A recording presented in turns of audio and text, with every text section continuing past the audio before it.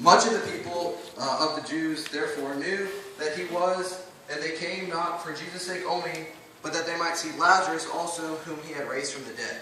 But the chief priests consulted that they might put Lazarus also to death, because by reason of him many of the Jews went away and believed on Jesus. And at first I heard that, I was like, of course people are going to believe on Jesus when they hear his testimony. I mean, he was dead, God raised him from death, and then this verse just kept coming to my mind, and I didn't know what it was, and so I went home and I looked it up, and it's John 5:24. It says, Verily, verily, I say unto you, he that heareth my word and believeth on him that sent me hath everlasting life, and shall not come into condemnation, but is passed from death unto life. Amen. And it just kind of hit with me that we don't really have an excuse not to be a faithful witness, not to be bringing people to Christ, because we have the exact same testimony that Lazarus did. And a lot of times, like, I look at my testimony and I think, like, Jesus didn't really save me out of anything.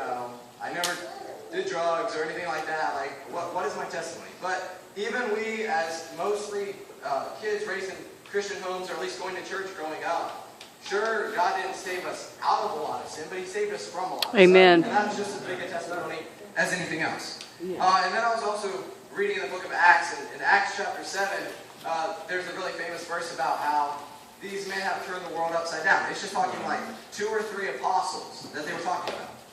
How much more could a youth group of, what do we have, 200 people in our youth group? Close to 200 people. How much could 200 young people who are on fire for God accomplish in this world? If 2 people can turn the world upside down, we should easily be able to at least turn Knoxville upside down. And so, just a thought I've kind of had is, what are you a father to the enemies of Christ? Are you a brother? Do you help them out, or do you go against? Do you make them mad because you're getting in the way of their agenda that goes against Christ?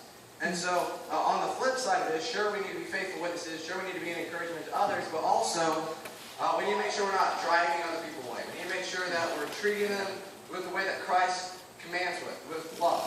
And I've been soul winning a bunch of times, and almost every time I go, I'll knock on someone's door, we'll invite them to church, and one of the biggest responses that they give for not coming to our church is, well, Christians are a bunch of hypocrites. Or, I had a bad experience at that church because someone was rude to me. And, sure, that's probably not a very legitimate reason, but still, we should think about it, that our actions are going to affect people that don't know the Lord. Our actions are going to be affecting people that are coming after us, and we need to keep that always in our mind.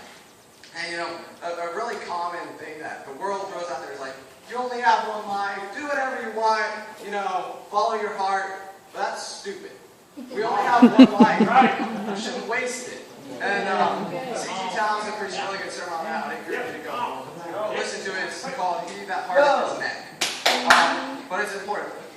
It's very important that we understand the importance of being faithful. We have a testimony as good as anyone else. We don't have any reasons not to be a faithful witness. We don't have any reasons or any less power to be faithful witnesses. The power is not in us, it's in Christ. So,